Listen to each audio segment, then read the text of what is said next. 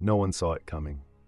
On a tranquil afternoon in 1961, in the small coastal town of La Spezia, Italy, the sea inexplicably turned blood red.